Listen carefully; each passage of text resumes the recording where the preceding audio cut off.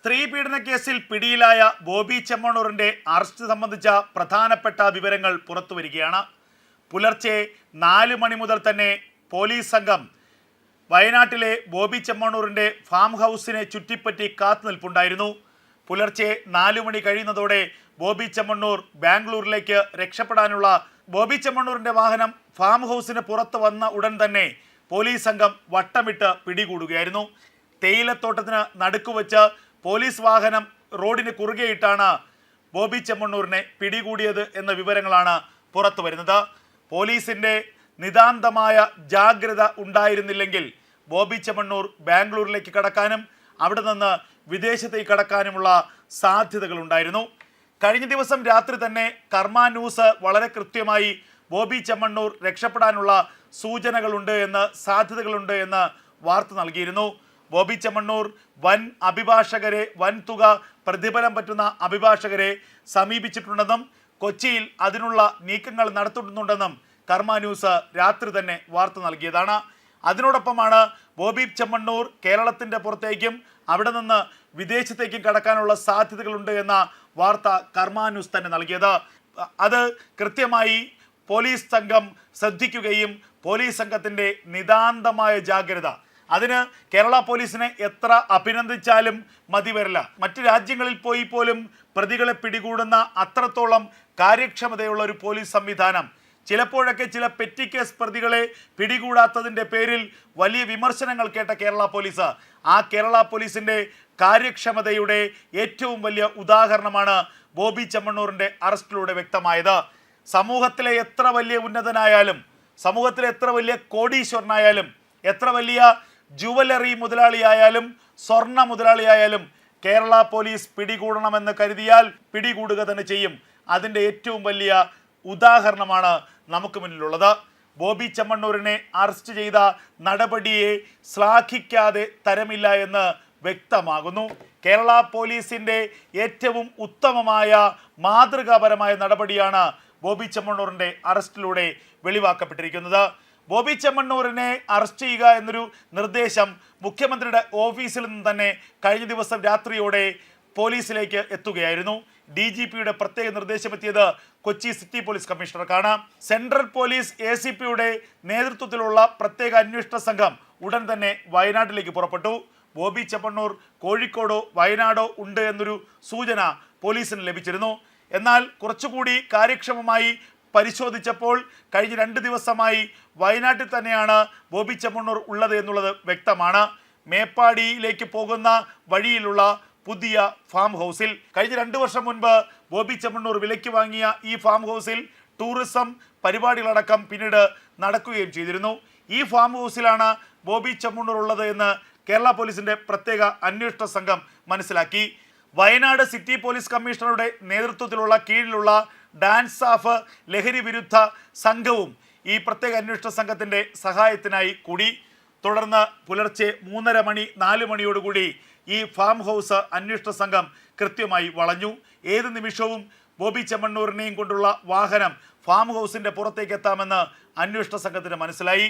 ബോബി ചെമ്മണ്ണൂരിനെ കൊണ്ടുള്ള വാഹനം ഫാം ഹൗസിൻ്റെ പുറത്തേക്ക് എത്തിയതും പോലീസ് വാഹനം കുറുകെയിട്ട് അന്വേഷണ സംഘം ഈ ബോബി ചെമ്മണ്ണൂരിൻ്റെ വാഹനത്തെ വളഞ്ഞു.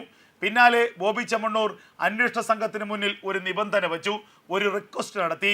തന്നെ പോലീസ് ജീപ്പിൽ കയറ്റരുത്, താൻ തൻ്റെ ആഡംബര വാഹനത്തിൽ വന്നുകൊള്ളാം, ഒരിടത്തേക്കും രക്ഷപ്പെടാൻ ശ്രമിക്കില്ല, പോലീസിന് തൻ്റെ കൂടെ വരാം, പക്ഷേ തന്നെ പോലീസ് വാഹനത്തിൽ കയറ്റരുത്. എന്നാൽ കേരള പോലീസ് അതിന് നൽകിയ മറുപടിയാണ് ഏറ്റവും പ്രാധാന്യമർഹിക്കുന്നത്.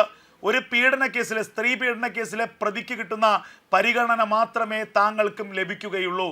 മറ്റൊരു ആനുകൂല്യങ്ങളും കേരള പോലീസിൻ്റെ ഭാഗത്തു നിന്ന് താങ്കൾ പ്രതീക്ഷിക്കരുത്. അതിൻ്റെ അടിസ്ഥാനത്തിൽ ജീപ്പിൻ്റെ പിൻസീറ്റിൽ കയറ്റി വയനാട്ടിലെ AR ക്യാമ്പിലേക്ക് കൊണ്ടുവന്നു. AR ക്യാമ്പിൽ പല നടപടികളുണ്ടായി, ചോദ്യം ചെയ്യലുണ്ടായി. ഉച്ചയ്ക്ക് 12 മണിയോടുകൂടി AR ക്യാമ്പിൽ നിന്ന് നടപടിക്രമങ്ങൾ പൂർത്തിയാക്കി എറണാകുളത്തേക്ക് പ്രത്യേക അന്വേഷണ സംഘം ബോബി ചെമ്മണ്ണൂരിനെ കൊണ്ട് തിരിച്ചു. വൈകുന്നേരത്തോടുകൂടി എറണാകുളത്തേക്ക് എത്തും. വൈദ്യ പരിശോധന പൂർത്തിയാക്കിയ ശേഷം മജിസ്ട്രേറ്റിന് മുന്നിൽ ഹാജരാക്കും. ജാമ്യം ലഭിച്ചില്ലെങ്കിൽ ജയിലിലേക്ക് കൊണ്ടുപോകാനുള്ള നടപടികളും എടുക്കും. എന്തായാലും കാര്യക്ഷമതയുടെ പേരിൽ വലിയ അഭിനന്ദനം ഏറ്റുവാങ്ങുകയാണ് കേരള പോലീസ്.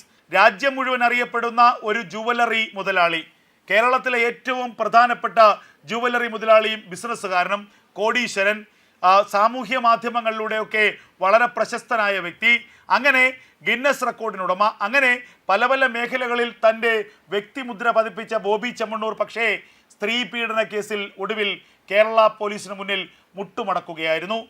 ബോബി ചെമ്മണ്ണൂർ ഒട്ടും പ്രതീക്ഷിച്ചിരുന്നില്ല ഈ അറസ്റ്റ്. കാരണം കൊച്ചിയിലെ നിയമവിദഗ്ധരുമായൊക്കെ കഴിഞ്ഞ ദിവസം കൂടിയാലോചന നടത്തിയിരുന്നു. അപ്പോഴൊക്കെ മുൻകൂർ ജാമ്യാപേക്ഷ നൽകുമ്പോൾ മുൻകൂർ ജാമ്യം ലഭിക്കുമെന്നുള്ളൊരു മറുപടിയാണ് ബോബി ചെമ്മണ്ണൂരിന് ലഭിച്ചത്.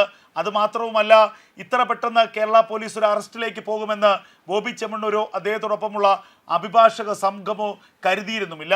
മുഖ്യമന്ത്രിക്ക് വയനാട്ടിൽ വെച്ച് സൽക്കാരം നൽകിയ ആ ഒരു ബന്ധം, കേരളത്തിലെ രാഷ്ട്രീയ നേതാക്കന്മാർക്ക് കൈയയച്ച് പണം നൽകിയിട്ടുള്ള സ്വാധീനം, ഇതൊക്കെ മുന്നിൽ കണ്ടുകൊണ്ട് അറസ്റ്റ് വൈകുമെന്നും ഈ വിഷയത്തെ വളരെ ഈസിയായി മറികടക്കാൻ കഴിയുമെന്നും ബോബി ചെമ്മണ്ണൂർ ആത്മവിശ്വാസം കൊണ്ടു. എന്നാൽ കേരള പോലീസിൻ്റെ ഇടപെടലുകൾ, നടപടികൾ ബോബി ചെമ്മണ്ണൂരിൻ്റെ കണക്കുകൂട്ടലുകൾ തെറ്റിച്ചു എന്നുള്ളതാണ് യാഥാർത്ഥ്യം. ഒടുവിൽ ബോബി ചെമ്മണ്ണൂരിനെ പോലെ രാജ്യം മുഴുവൻ അറിയപ്പെടുന്ന, കേരളത്തിൽ തന്നെ ഏറ്റവും പ്രധാനപ്പെട്ട ഏറ്റവും വലിയ ജുവലറി മുതലാളി സ്ത്രീ പീഡന കേസിൽ ഒടുവിൽ കേരള പോലീസിൻ്റെ പിടിയിലായിരിക്കുന്നു. ഒരു സാധാ കുറ്റവാളിയെ കൊണ്ടുപോകുന്നത് പോലെ അതിനപ്പുറം ഒരു ആനുകൂല്യങ്ങളോ ഒരു പരിഗണനയോ നൽകാതെ കേരള പോലീസ് കാര്യക്ഷമതയുടെ ഏറ്റവും അങ്ങേയറ്റം തെളിയിച്ചിരിക്കുന്നു എന്നുള്ളതാണ് ഏറ്റവും ശ്രദ്ധേയമായ കാര്യം. ബോബി ചെമ്മണ്ണൂരിൻ്റെ അറസ്റ്റ് പൊതുസമൂഹത്തിന് നൽകുന്ന വലിയൊരു സന്ദേശമുണ്ട്. പണം കയ്യിലുണ്ട്, പദവി കയ്യിലുണ്ട്, അധികാരം കയ്യിലുണ്ട്, അല്ലെങ്കിൽ വലിയ ആളുകളെ സ്വാധീനിക്കാനുള്ള സാമ്പത്തിക ശേഷിയുണ്ട് എന്നു കരുതി ആരെയും അവഹേളിക്കാൻ പാടില്ല. പ്രത്യേകിച്ച് സ്ത്രീകൾക്ക് നേരെ മോശം പദപ്രയോഗം നടത്താൻ പാടില്ല. സ്ത്രീത്വത്തെ അപമാനിക്കുന്ന തരത്തിൽ പ്രവർത്തിക്കാനോ പെരുമാറാനോ വാക്കുകൾ ഉച്ചരിക്കാനോ പാടില്ല. അങ്ങനെയെങ്കിൽ നിയമം എല്ലാവർക്കും ഒന്നുപോലെയാണ്. ഇന്ത്യയുടെ നീതിന്യായ വ്യവസ്ഥയുടെ ഒരു വലിപ്പം കൂടിയാണ് ഈ നടപടികൾ ചൂണ്ടിക്കാട്ടുന്നത്. എത്ര ഉന്നതനായാലും ഇന്ത്യയിലെ നീതി നടപ്പാക്കുമ്പോൾ അവൻ സാധാരണക്കാരന് തുല്യം തന്നെയാണ്. എത്ര കൊടിയ ഉന്നതനായാലും കുറ്റം ചെയ്താൽ ശിക്ഷ അനുഭവിക്കേണ്ടി വരും എന്നതിൻ്റെ ഏറ്റവും പ്രധാനപ്പെട്ട ഒരു ഉദാഹരണം കൂടിയായി മാറുകയാണ് ഈ ബോബി ചെമ്മണ്ണൂരിൻ്റെ കേസ്. ബോച്ചയുടെ ഒരു വിഷയത്തിലേക്ക് വരികയാണെങ്കിൽ, ബോച്ചയുടെ ദ്വയാർത്ഥപരമായിട്ടുള്ള സംഭാഷണങ്ങൾ നമ്മൾ ആദ്യമായിട്ടൊന്നല്ല കേൾക്കുന്നത്. പല ഇന്റർവ്യൂസിലും പല പ്രോഗ്രാമുകളിലും ഓപ്പോസിറ്റ് നിൽക്കുന്ന സ്ത്രീയാവട്ടെ പുരുഷനാവട്ടെ ആരോടായാലും ബോച്ചെ ഓപ്പോസിറ്റ് നിൽക്കുന്ന വ്യക്തിക്ക് അത് കംഫർട്ട് ആണോ എന്ന് പോലും ചിന്തിക്കാണ്ട് അവരെ ബുദ്ധിമുട്ടിക്കുന്ന രീതിയിൽ പോലും ഇദ്ദേഹം ദ്വയാർത്ഥപരമായിട്ട് സംസാരിക്കാറുണ്ട്. അപ്പോൾ ഹണി റോസിന്റെ വിഷയത്തിലേക്ക് വരുവാണെങ്കിലും ഇത് സംഭവിച്ചു. നമ്മളൊക്കെ അന്ന് ചോദിച്ചു എന്തുകൊണ്ട് ഇത് പ്രതികരിച്ചില്ല എന്നുള്ള പലതരത്തിലുള്ള ചർച്ചകൾ നടന്നു. അല്പം വൈകിയാണെങ്കിലും ഹണി റോസ് അവർക്ക് പ്രതികരിക്കണമെന്ന് തോന്നിയ സമയത്ത് അവർ പ്രതികരിച്ചു. പക്ഷെ ഇതിനകത്ത് വരുന്ന പ്രശ്നം കാണുന്നത് കമന്റ് ബോക്സ് നോക്കുമ്പോഴാണ്. ഇന്നലെയൊക്കെ ചാനൽ ചർച്ചകൾ വരുന്നുണ്ടായിരുന്നു. റിപ്പോർട്ടർ ചാനലിലൊക്കെ വന്നിട്ട് ബോച്ചി മാപ്പ് പറയാൻ തയ്യാറാണെന്നുള്ള പോലെയൊക്കെ സംസാരിച്ചു, ഖേദം പ്രകടിപ്പിക്കുന്നു.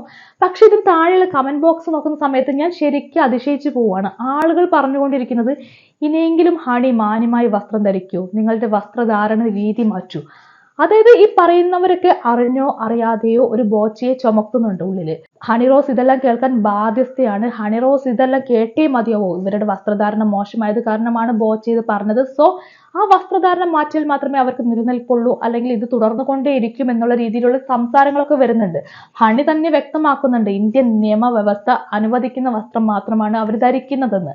അല്പം ശരീരഭാഗങ്ങൾ പ്രൊജക്ട് ചെയ്ത് കണ്ടു കഴിഞ്ഞാൽ ഇതെല്ലാം കേൾക്കാൻ, ഇത്തരത്തിലുള്ള സംസാരങ്ങളും ഇത്തരത്തിലുള്ള പ്രശ്നങ്ങളെല്ലാം കേൾക്കാൻ ബാധ്യസ്ഥയാണ് നിങ്ങളെന്ന് ഇവിടുത്തെ മലയാളികൾ പറയുന്നുണ്ടെങ്കിൽ, കമന്റ് ബോക്സിൽ അത്രയും കുത്തൊഴുക്കാണ് ഇത്തരം കമന്റ്സിന്റെ, അത് പറയുന്നുണ്ട് എങ്കിൽ ആ പ്രശ്നം അവരുടെയാണ്, ഈ പറയുന്ന കമന്റ് പറയുന്നവരുടെയാണ്. അതായത് അവരുടെ ഉള്ളിലെല്ലാം ഇത്തരത്തിൽ വൈകൃതമുള്ള, ഇത്തരത്തിലുള്ള ചിന്താ വൈകല്യങ്ങളുള്ള മനുഷ്യർ കിടപ്പുണ്ട്. ബോച്ചയുടെ മറ്റൊരു വേർഷൻ ഇവിടെയൊക്കെ കിടപ്പുണ്ട്. ഈ ഒരു കമന്റ്സ് ഒക്കെ കാണുന്ന സമയത്ത് എനിക്ക് ഇതാണ് തോന്നുന്നത്. ഓരോ മനുഷ്യന്റെ ഉള്ളിലും, എനിക്ക് തോന്നുന്നു ഏറിയ പങ്ക് ആളുകളുടെ ഉള്ളിലും ഒരു ബോച്ച കിടപ്പുണ്ട്. ഹണിറോസ് ഇഷ്ടമുള്ള വസ്ത്രം ധരിക്കട്ടെ. ഞാനായാലും ഹണിറോസ് ആയാലും മറ്റേതൊരു സ്ത്രീ ആയാലും ഏത് വസ്ത്രം ധരിച്ചെന്ന് വെച്ചാലും അതിനർത്ഥം ആർക്കും അവൈലബിൾ ആണെന്നല്ല, ഈസിലി അവൈലബിൾ ആണെന്നല്ല. ഇഷ്ടമുള്ള വസ്ത്രം ധരിക്കട്ടെ. എങ്ങനെയാണ് ഒരു ഇഷ്ടമുള്ള വസ്ത്രം ധരിച്ചതിന്റെ പുറത്ത് മറ്റൊരു സ്ത്രീയെ നോക്കിയിട്ട് ആ സ്ത്രീ ഇതെല്ലാം കേൾക്കാൻ ബാധ്യസ്ഥയാണ്, ആ സ്ത്രീയുടെ ശരീരം ആർക്കും കിട്ടാൻ എളുപ്പമാണെന്നുള്ള രീതിയിലുള്ള ജഡ്ജ്മെന്റൽ ആയിട്ടുള്ള സംഭവങ്ങൾ വരുന്നത് എന്നുള്ളത് ചിന്തിക്കേണ്ട, അല്ലെങ്കിൽ മറ്റൊരു ചർച്ച ചെയ്യേണ്ട കാര്യം തന്നെയാണ്. ഏതായാലും മലയാളികളിൽ ഏറിയ പങ്ക് ആൾക്കാരുടെ ഉള്ളിലും ഒരു ബോച്ച കിടപ്പുണ്ട് എന്നുള്ളതിന്റെ ഏറ്റവും വലിയ എക്സാമ്പിൾ ആണ് ഈ കമന്റ് ബോക്സിൽ വന്നുകൊണ്ടിരിക്കുന്ന ഹണി റോസിനെ വസ്ത്രധാരണം പഠിപ്പിച്ചുകൊണ്ടിരിക്കുന്ന കമന്റ്സുകൾ.